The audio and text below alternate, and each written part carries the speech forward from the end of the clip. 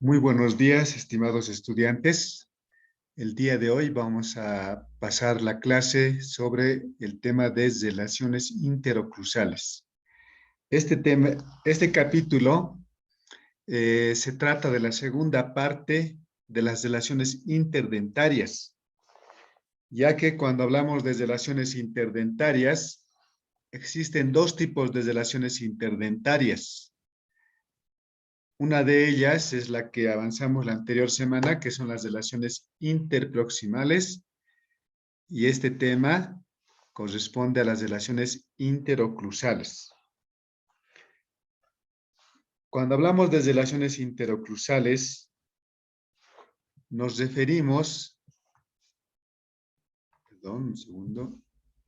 Cuando hablamos de relaciones interoclusales, nos referimos a las interrelaciones que existe entre lo que denominamos como las unidades de oclusión, tanto a nivel individual y de conjunto, durante los movimientos que van hacia céntrica y a las excéntricas o movimientos excéntricos.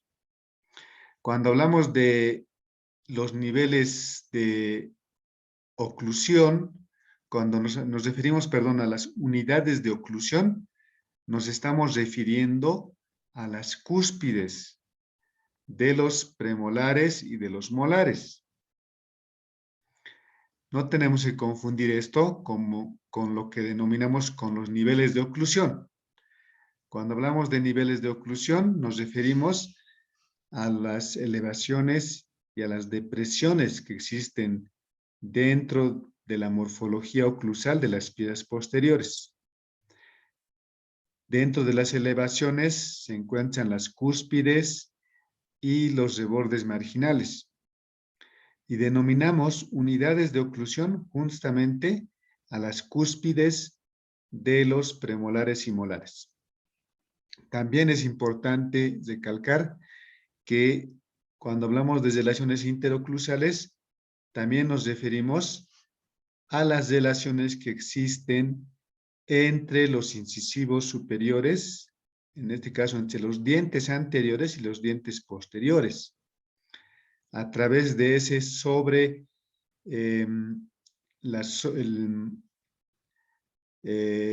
a esa sobremordida o al resalte tanto vertical como horizontal que existe a nivel anterior, o como también conocemos como overbite y overjet.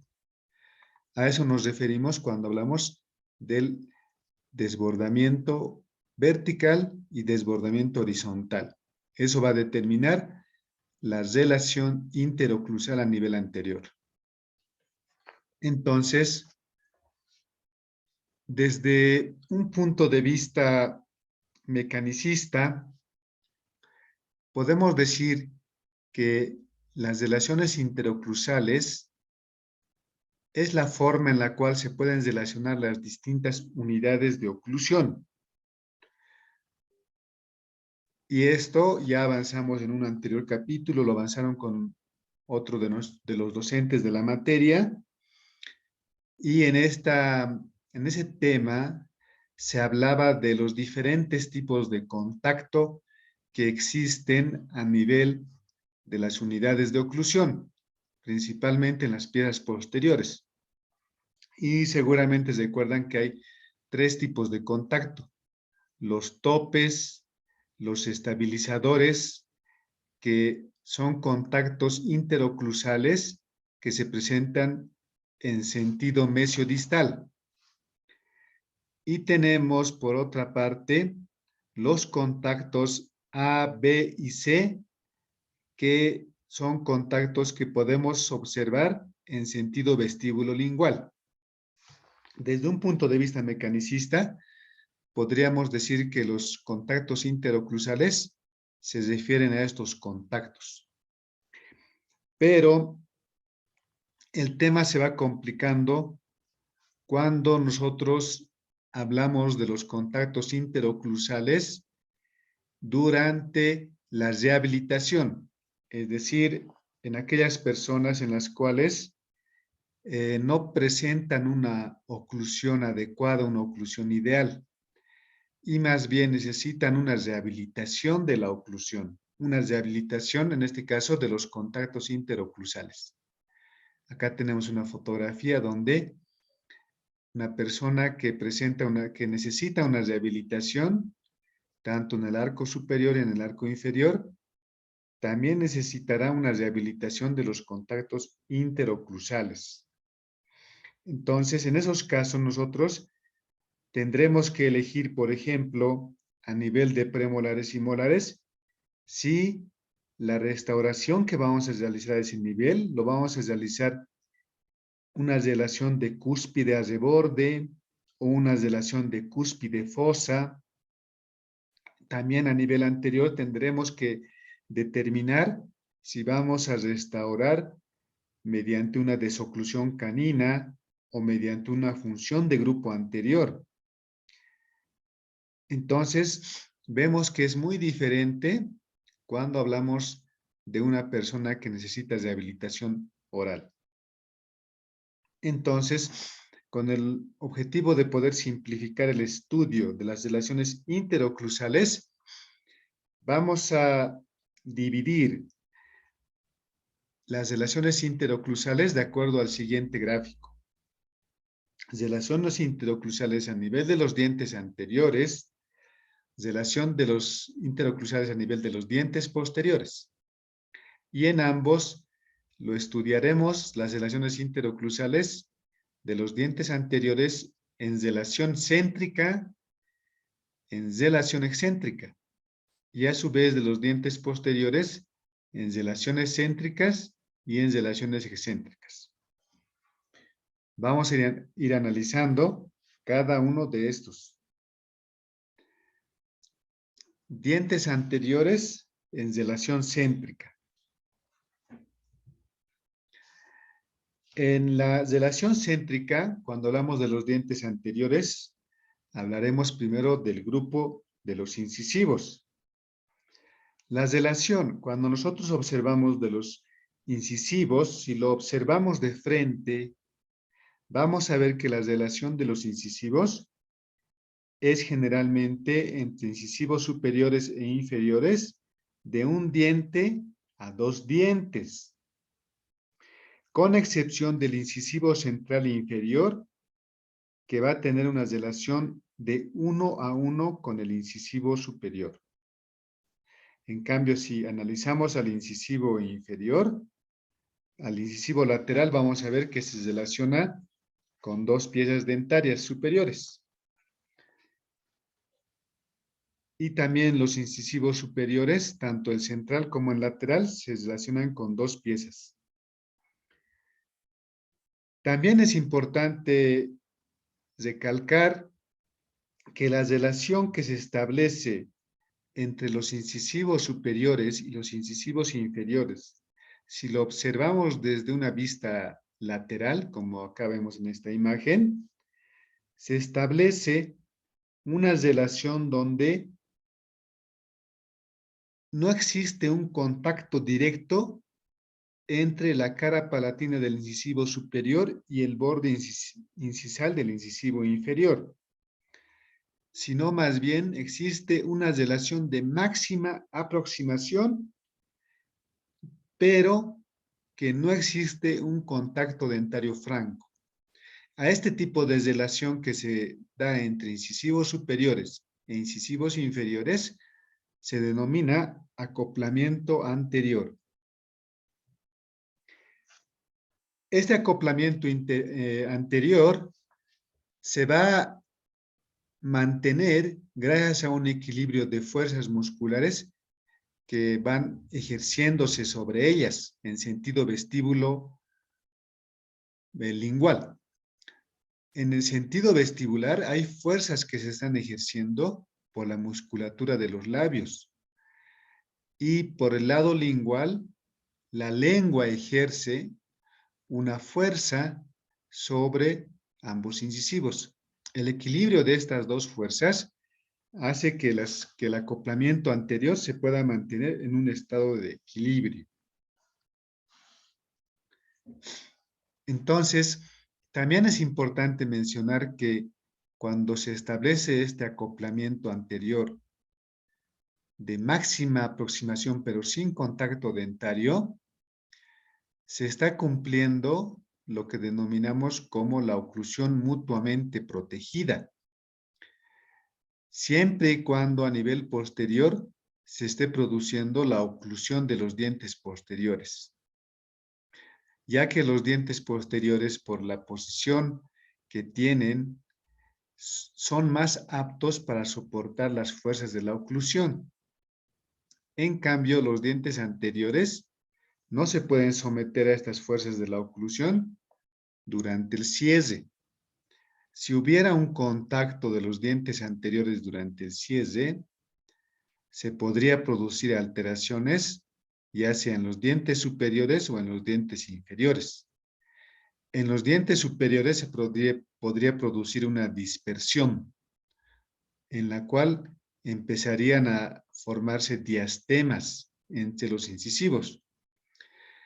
O podría producirse en los dientes inferiores un apiñamiento de las piezas. Todo esto se evita cuando a nivel posterior los dientes, en este caso los molares y premolares, establecen contacto durante la oclusión y a nivel anterior tiene que producirse o tiene que formarse este acoplamiento anterior. Hay casos donde las piezas dentarias anteriores, por diferentes causas, no establecen este acoplamiento anterior. En este caso, estaríamos hablando de lo que denominamos como una relación de borde a borde. Cuando el paciente cierra su boca, no se establece el acoplamiento anterior, sino una relación de borde a borde entre incisivos superiores e incisivos inferiores. Entonces, podemos concluir diciendo que a nivel anterior, en una relación céntrica, hay dos tipos de relación que se podrían establecer. El más ideal es el acoplamiento anterior, sin contacto dentario. Y en caso de que hubiera algún tipo de alteración, como por ejemplo, esto se puede producir en una relación de clase 3 o cuando los incisivos están en una posición retruida, los incisivos superiores, se podría producir la relación de borde a borde, el cual no está considerado como una relación interoclusal ideal, sino una relación interoclusal alterada.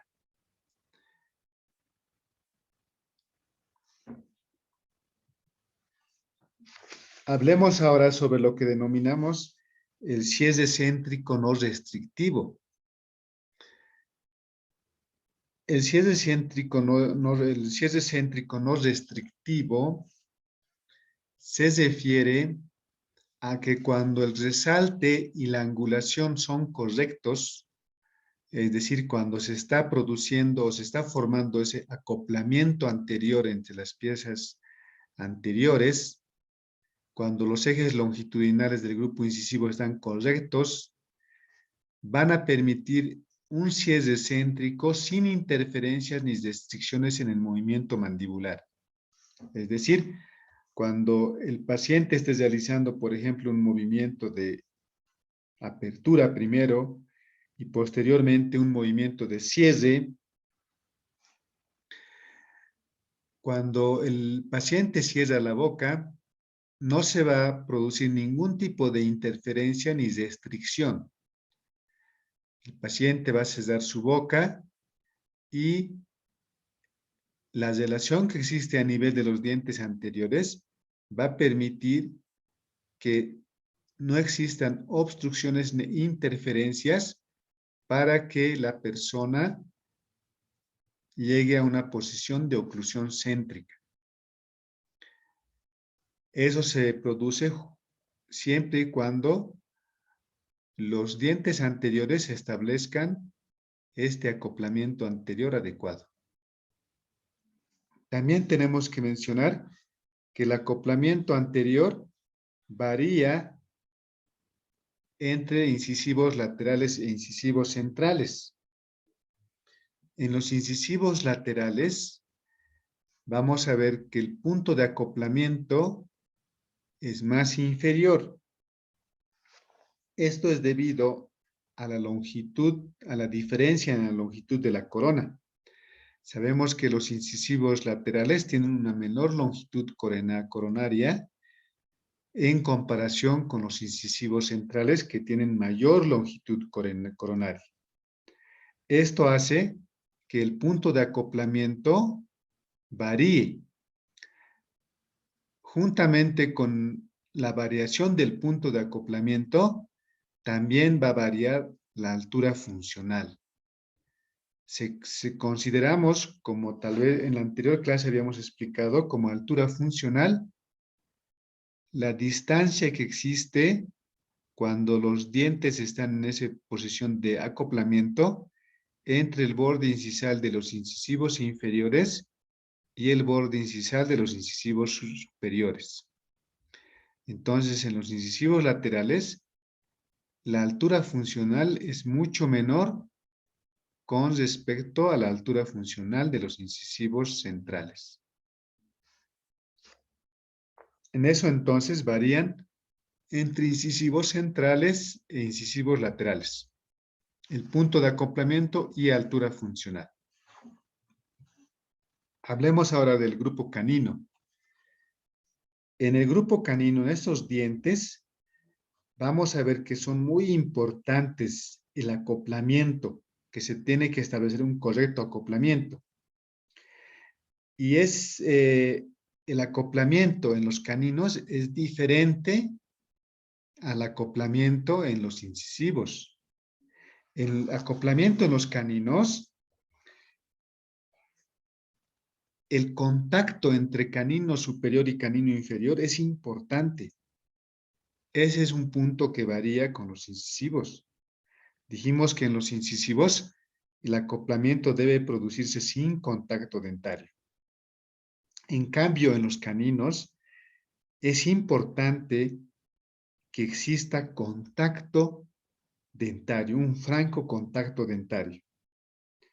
Este contacto que debe establecerse no solo va a intervenir en el cierre, sino que además este contacto permite que el canino cumpla una función de guía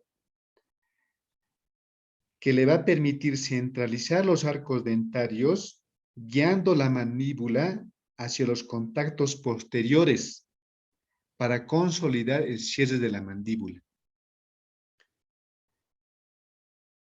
Y solamente produciéndose este contacto, este acoplamiento contactante, se va a también lograr lo que denominamos como desoclusión posterior. Entonces, podemos acá concluir que el canino ejerce un efecto centralizador de la mandíbula, lo cual significa que va a guiar a la mandíbula hacia los contactos posteriores para consolidar el cierre. Y los caninos, a diferencia de los incisivos, son muy diferentes en su estructura, tanto coronal como radicular.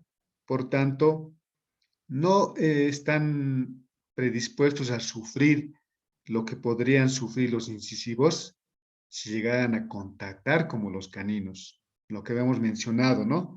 Que los incisivos superiores podrían sufrir una dispersión o los inferiores podrían sufrir un apiñamiento.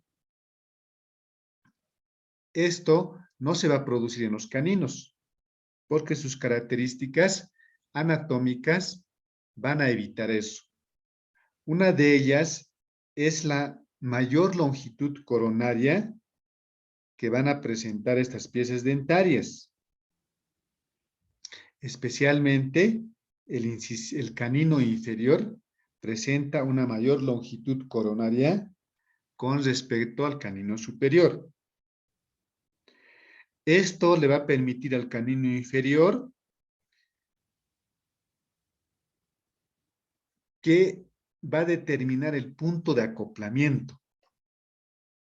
Por tanto, el punto de acoplamiento es más elevado en los caninos, gracias a la mayor longitud coronaria que presenta el canino inferior.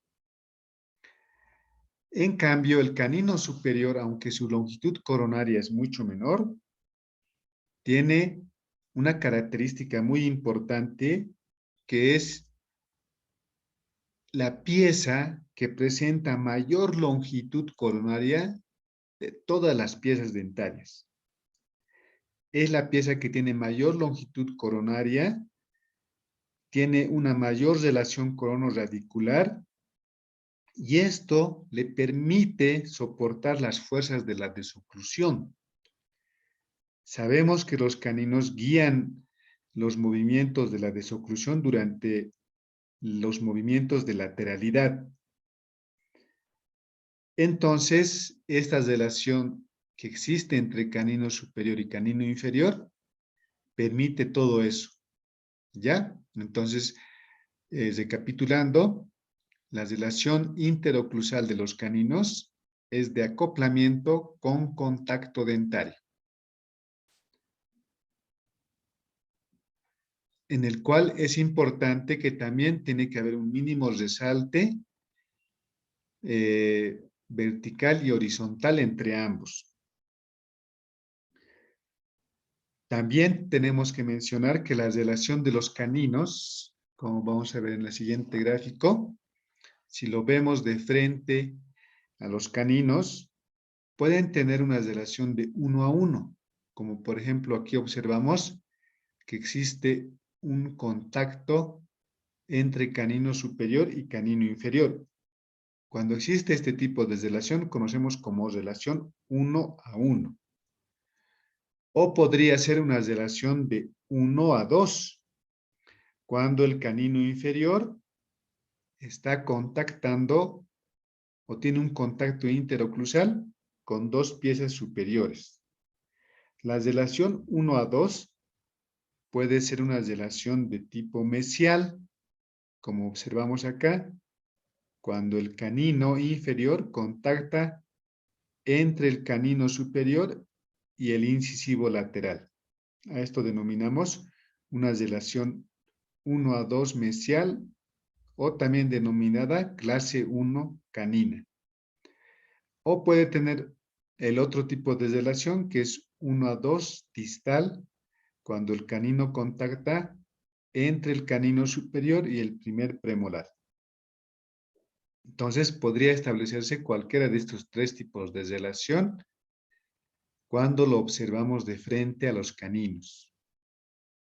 Para poder determinar cuál tipo de relación es la que está presente en nuestro paciente, vamos a trazar unas líneas que pasen por el eje longitudinal de la corona en nuestros modelos. Posteriormente colocamos el modelo superior contra el modelo inferior en oclusión céntrica y así podremos saber o podremos determinar qué tipo de relación presenta. Puede variar esas relaciones, no va a ser lo mismo en ambos lados. En algunos casos puede haber una relación clase 1 en el lado derecho y en el lado izquierdo podría haber una clase 2. No siempre coinciden. Pero lo ideal, según las llaves de Andrews, es que tiene que haber una relación de clase 1 canina.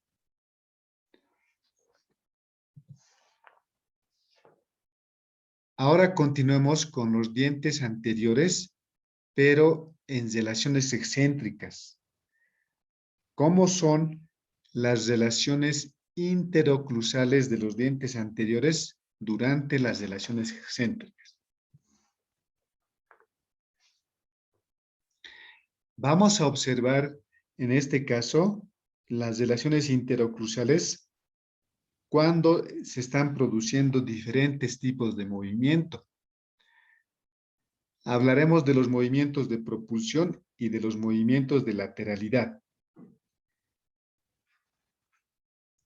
Los movimientos de propulsión van a estar guiados principalmente por los incisivos.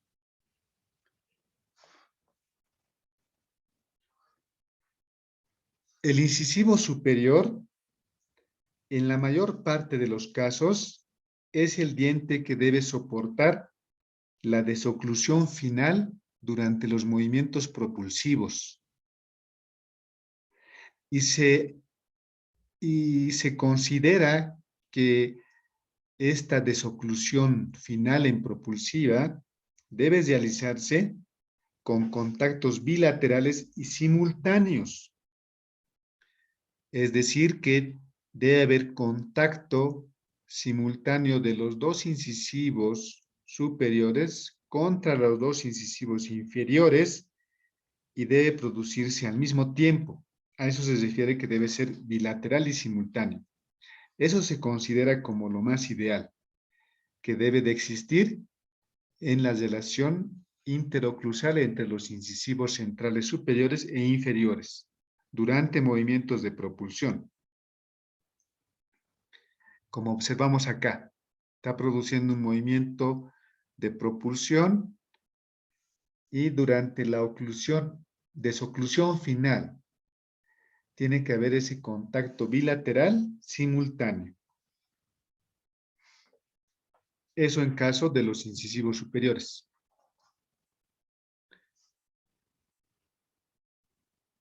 Cuando se está produciendo la posición de borde a borde, cuando se está cortando, por ejemplo, un alimento,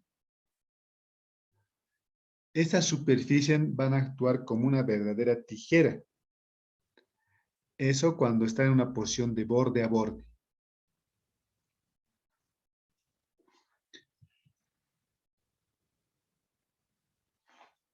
Ahora, si hablamos de los incisivos laterales son una pieza clave para los movimientos tanto de propulsión como de lateralidad. ¿Por qué? Gracias a su relación corono-radicular, que es muy favorable, como observamos aquí en la imagen, la corona tiene un valor de 1 y la raíz un valor de 1.78. Es decir, la raíz es 1.78 de longitud y la corona 1. Es prácticamente casi 2 veces la longitud de la corona. La corona sabemos que los incisivos laterales es más corta y forma un escalón con relación al incisivo central. Es decir, vamos a observar que el incisivo central está en un plano más inferior con respecto al incisivo lateral y por tanto se forma un escalón.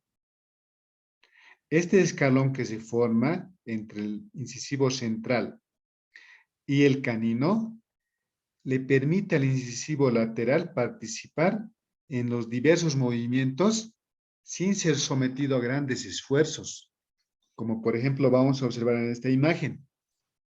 Durante un movimiento, en este caso, durante un movimiento de propulsión. Los incisivos laterales van a permitir la desoclusión, tanto durante movimientos de lateralidad como movimientos de propulsión, de protrusión.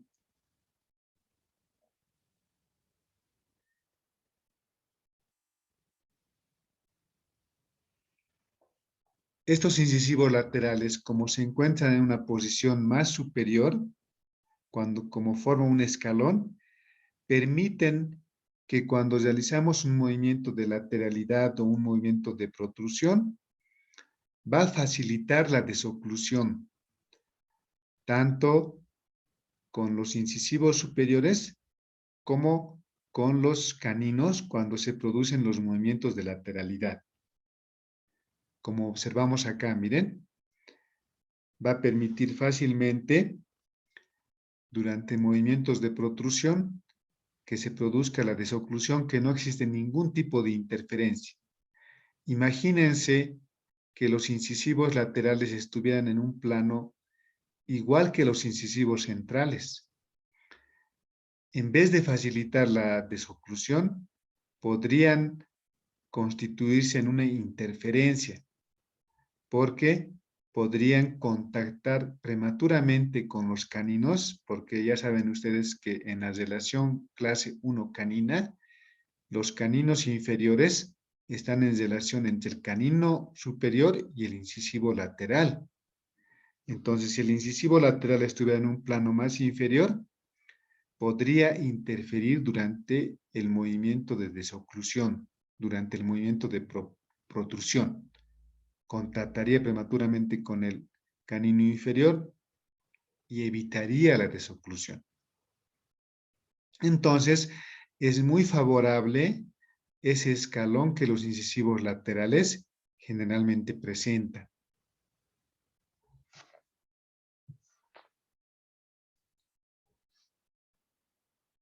Entonces, podemos mencionar o podemos decir que los incisivos laterales actúan como un verdadero fusible, dado que si por ejemplo, hubiera una alteración de la desoclusión, los primeros en sufrir las consecuencias de la interferencia en oclusión en relación céntrica serían los incisivos laterales, ya que debido a la longitud menor que tiene su raíz, podrían sufrir más rápidamente, más antes que todos los demás, diferentes tipos de problemas, como por ejemplo, podrían producirse un movimiento de esta pieza dentaria por fuerzas a las cuales está sometida, o podría sufrir una dispersión y formación de diastemas. Entonces, es una pieza muy importante, tanto en movimientos de protrusión como en movimientos de lateralidad. Hablemos ahora sobre el grupo canino. El grupo canino, durante las relaciones interoclusales en excéntrica, van a cumplir una función sumamente importante durante lo que es la desoclusión, durante movimientos de lateralidad.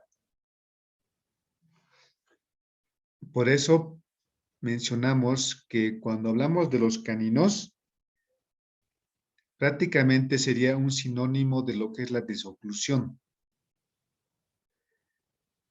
También hemos mencionado que los caninos son muy importantes durante la oclusión, porque dijimos que ayudan a centralizar la mandíbula, a dirigir la mandíbula para que pueda producirse los contactos interoclusales a nivel posterior y se consolide el cierre. Entonces, los caninos son importantes tanto durante la oclusión como durante la desoclusión. Son fundamentales para que la persona presente una oclusión orgánica. La desoclusión se puede realizar en una relación de 1 a 1, lo que denominaríamos como desoclusión canina.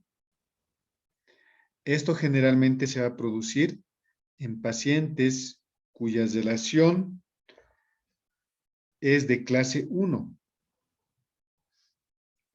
En este tipo de desoclusión canina, vamos a observar que cuando el paciente realiza un movimiento de lateralidad, solamente van a entrar en contacto los caninos superior e inferior, esto en el lado de trabajo.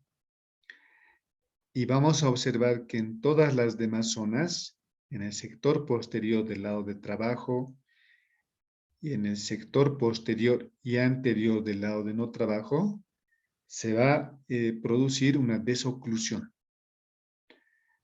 Esto es lo que consideramos como ideal actualmente durante los movimientos de lateralidad. Esto es lo que idealmente debería producirse. A esto denominamos desoclusión canina. Esta desoclusión canina está favorecida por lo que habíamos mencionado anteriormente, por la relación corono-radicular que presentan los caninos superiores y también por las características que tiene el canino inferior. A su vez, existe una ferulización anatómica que se produce a nivel de canino superior y el primer premolar superior. Esta ferulización anatómica específicamente se establece entre la cara mesial del primer premolar y la cara distal del canino.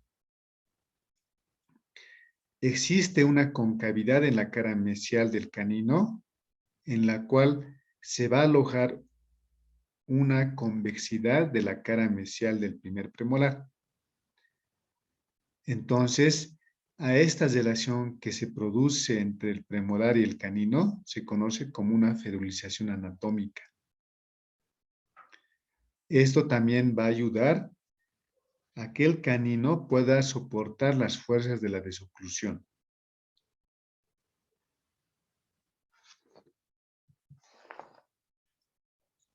Ahora, si hablamos de una relación de 1 a 2, cuando durante la desoclusión no solamente van a contactar los caninos, sino que pueden contactar, en este caso, cuando hablamos de función de grupo anterior, aparte del canino, pueden contactar también los incisivos laterales. A eso conocemos como función de grupo anterior. Generalmente esto se va a producir en personas que presentan una clase 2, división 2. El incisivo lateral superior, en este caso, va a participar durante la desoclusión inicial, solamente durante la desoclusión inicial. Cuando ya los caninos llegan a una desoclusión final, los incisivos van a dejar de contactar. A esto denominamos una función de grupo anterior.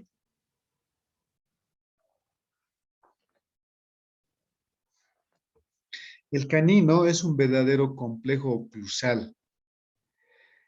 Como habíamos mencionado, centraliza la mandíbula durante el cierre, permitiendo que se establezcan los contactos interoclusales y que se consolide el cierre en una oclusión céntrica. Y también, por otra parte, permite la desoclusión durante movimientos excéntricos, gracias al área funcional que se establece durante su relación entre caninos superiores e inferiores. Esto se va a producir con un franco contacto durante los movimientos de lateralidad, durante los movimientos parafuncionales, lo que conocemos como una desoclusión por contacto. O se va a producir una desoclusión por presencia, guiando y corrigiendo los ciclos masticatorios. Esto durante movimientos funcionales, principalmente durante la masticación. Entonces, por eso nosotros consideramos, o se considera al canino como un verdadero complejo oclusal, que va a intervenir tanto durante la oclusión como también durante la desoclusión. Hablemos ahora sobre las relaciones interoclusales de los dientes posteriores. Primeramente, vamos a analizarlo en relaciones céntricas. ¿Qué factores tenemos que tomar en cuenta en los dientes posteriores? Primeramente, las relaciones oclusales más frecuentes en los premolares son de cúspide a reborde. Y en los molares siempre hay además alguna relación de cúspide fosa. Eso es lo que tenemos que considerar, uno de los puntos a considerar. El otro punto a considerar: más del 96% de los pacientes van a poseer un mayor o menor grado de oclusión habitual deflectiva.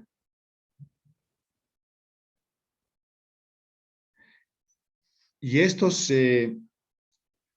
y esa oclusión habitual va a estar determinado por engramas que se van a producir a nivel muscular.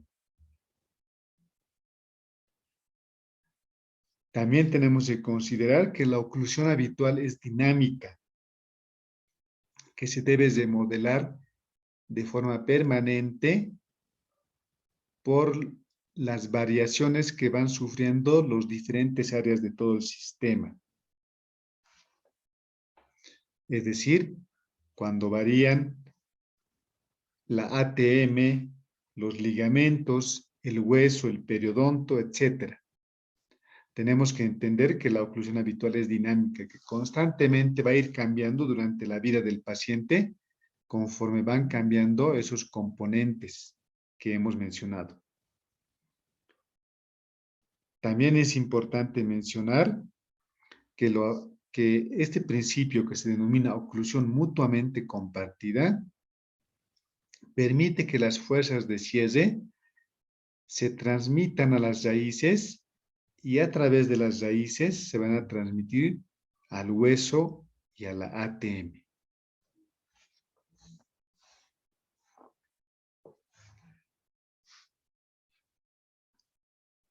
Durante los movimientos en céntrica a nivel de los dientes posteriores, hay cierto grupo de músculos que van a actuar durante el cierre a nivel posterior. Cuando se está produciendo un movimiento de cierre a nivel posterior, se ha observado mediante un examen de la electromiografía que existe una contracción predominante de los músculos temporales cuando se produce un contacto de los dientes anteriores. En cambio, cuando se está produciendo un contacto a nivel posterior, el grupo que va a predominar en la contracción va a ser el grupo constituido por el músculo massétero y pterigoideo interno. Esto cuando se está produciendo contactos posteriores. También es importante mencionar acá que a este grupo formado por estos dos músculos, el músculo massétero y el músculo pterigoideo interno, por la dirección que presentan sus fibras, por esa misma dirección que presentan, por inserciones que se ubican casi en similares lugares, se va a constituir lo que denominamos como la cincha masseterina.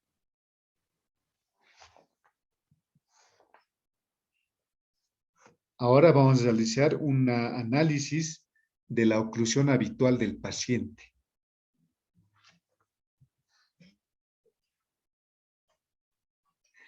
Esto se ha determinado a través de un trabajo que se ha realizado sobre modelos montados en articulador y en los cuales se ha podido determinar que el maxilar superior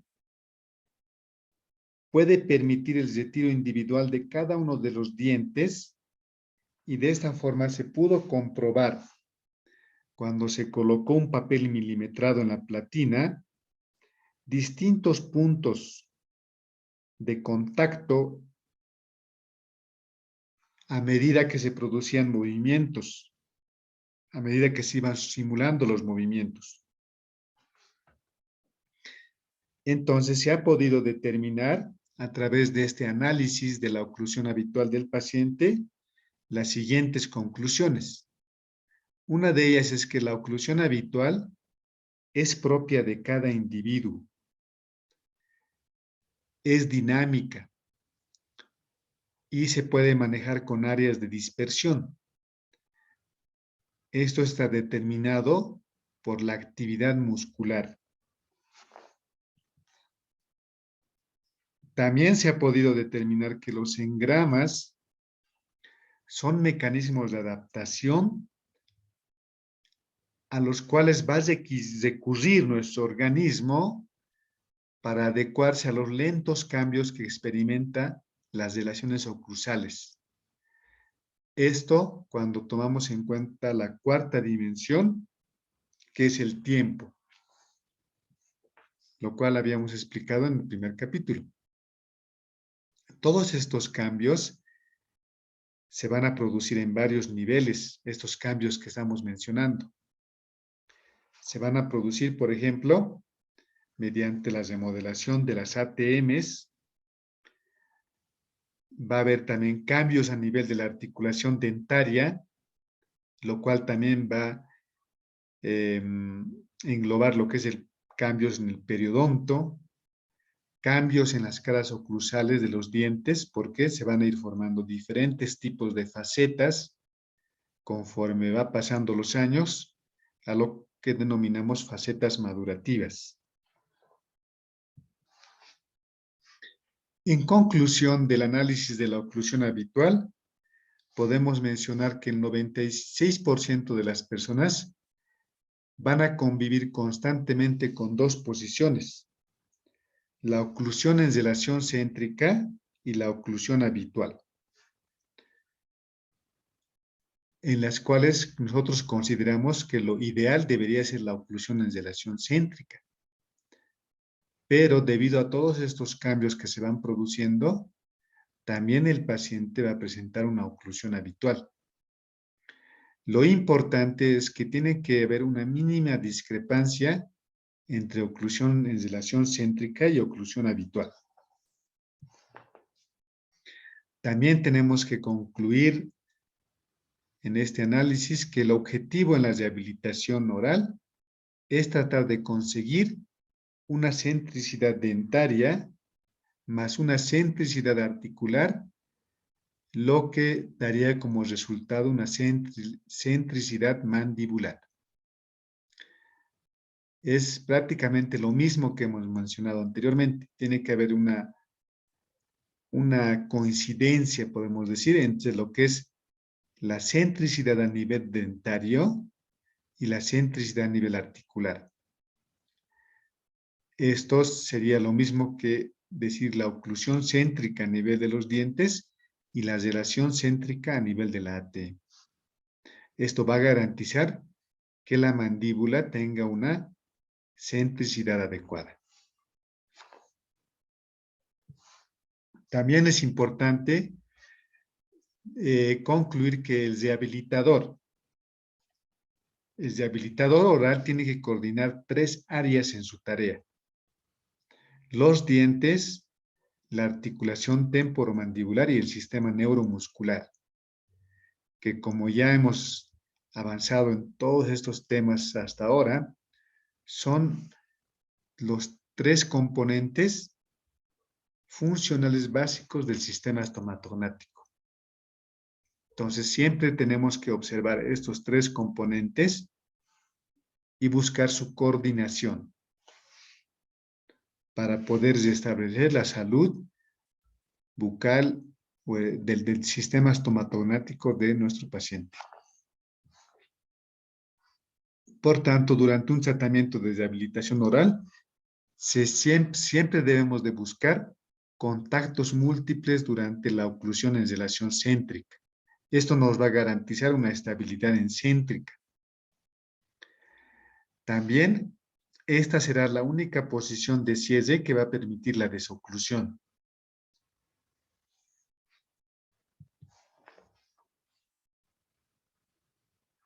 Hablemos ahora de las relaciones oclusales que se van a producir a nivel de las cúspides estampadoras inferiores. La relación de cúspide fosa, que generalmente se va a producir cuando existe una relación de un diente con un diente, es una de las menos comunes y cuando se la observa, está acompañada también de una relación de 1 a 1 a nivel de los caninos. En cambio, cuando existe una relación de cúspides de borde, Esto generalmente se va a producir cuando existe una relación de un diente con dos dientes antagonistas. Esto generalmente se produce en el 75% de los casos. Esto permite que haya una mayor altura funcional y esta puede ser de dos tipos. Puede ser una relación mesial, que conocemos como clase 1. Eso es muy adecuado buscar porque facilita la desoclusión, o puede ser una relación distal de clase 2, la cual puede comprometer o puede dificultar la desoclusión. Entonces, generalmente lo que vamos a buscar, lo que generalmente más se va a presentar, es la relación de un diente con dos dientes, pero con una relación de tipo mesial, que es la clase 1, porque facilita la desoclusión. Durante la rehabilitación tenemos que tratar de poder establecer este tipo de relación interoclusal. Durante la oclusión de las piezas posteriores se forman dos áreas cuando se encuentran en oclusión: las áreas de infracontacto y las áreas de supracontacto. Estas dos áreas son totalmente diferentes. Una de ellas va desde el punto de contacto hasta la punta cuspidea. A esta área nosotros denominamos como área supracontacto. El otro área va desde el punto de contacto hasta las fosas o surcos de desarrollo, y a esto denominamos como área de infracontacto. El área supracontacto es básicamente relacionada con los aspectos de la desoclusión o parafunciones.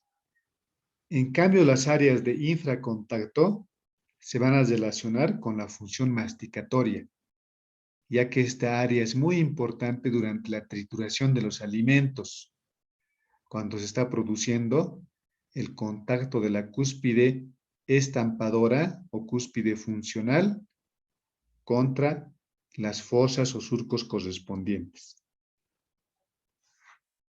Entonces, cada una de estas áreas tiene una importancia diferente y juega un papel importante durante diferentes situaciones de la dinámica mandibular, y son importantes unos durante la función masticatoria y otros durante movimientos parafuncionales.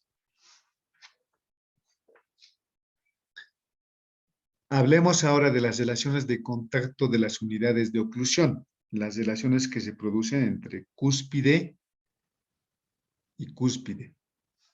En sentido vestíbulo-palatino, como observamos acá, se producen estos tres tipos de contacto. El contacto A, el contacto B y el contacto C.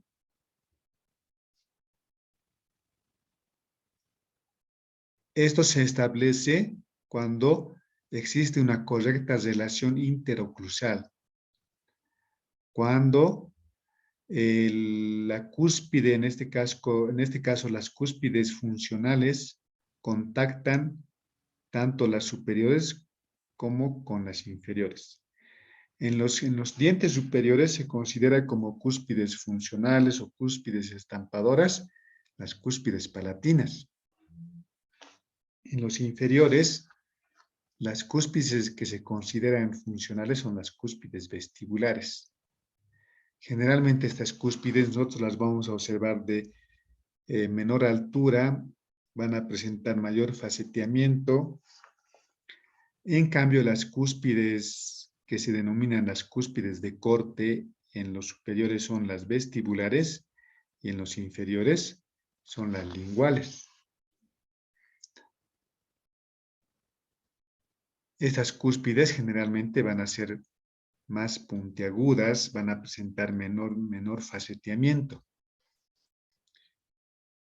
Entonces, lo ideal es que cuando están en oclusión las piezas superiores contra las inferiores, exista un contacto entre las cúspides estampadoras o cúspides funcionales.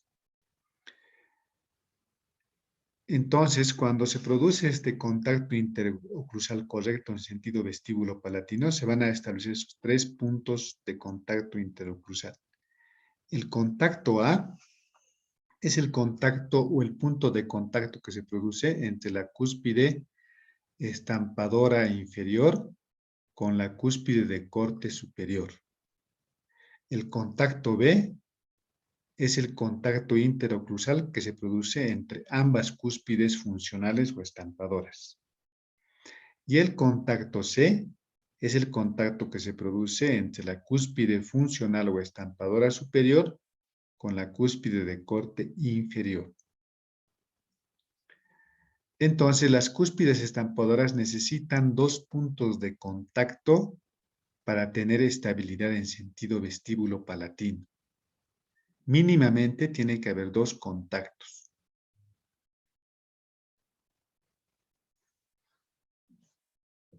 Continuamos. Hablemos ahora de las relaciones de contacto de las unidades de oclusión en sentido mesiodistal. En sentido mesiodistal hay 2 tipos de contacto interoclusal que se producen, lo que denominamos como topes de cierre y los estabilizadores.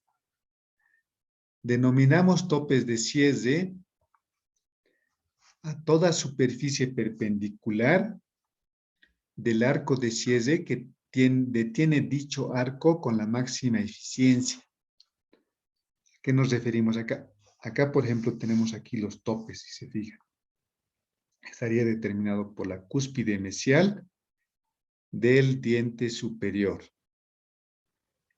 que contacta con la cúspide antagonista, con la pieza dentaria antagonista. Aquí se está produciéndose un tope. Este contacto interoclusal, como habíamos mencionado, detiene el cierre, el movimiento de cierre. Cuando se está produciendo el movimiento de cierre, se produce este contacto y detiene el cierre. Por eso se denomina tope de cierre. Y tenemos por otra parte los estabilizadores, que ya son determinados por los contactos que están en sentido distal con respecto a los topes. Los estabilizadores son puntos opuestos a los topes y, como su mismo nombre indica, estabilizan. Van a evitar la migración mesial de los topes. Este contacto de los estabilizadores tiene un efecto contrario a los topes y por tanto va a equilibrar las fuerzas para que se pueda producir un equilibrio en sentido mesiodistal durante principalmente el cierre de la mandíbula. Entonces a esto denominamos como los contactos en sentido mesiodistal, los topes de cierre y los estabilizadores. ¿Qué es la inestabilidad oclusal? Consideramos inestabilidad oclusal cuando existe la pérdida de estos contactos que hemos mencionado.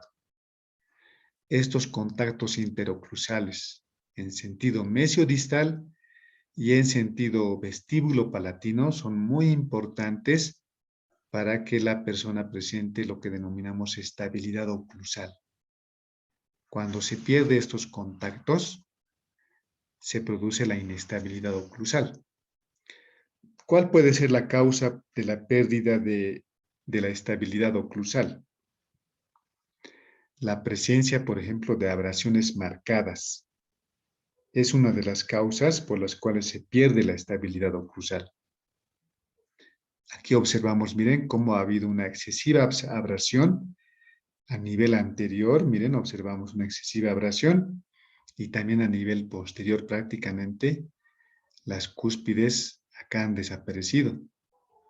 Y por tanto la persona va a presentar una inestabilidad oclusal. Entonces,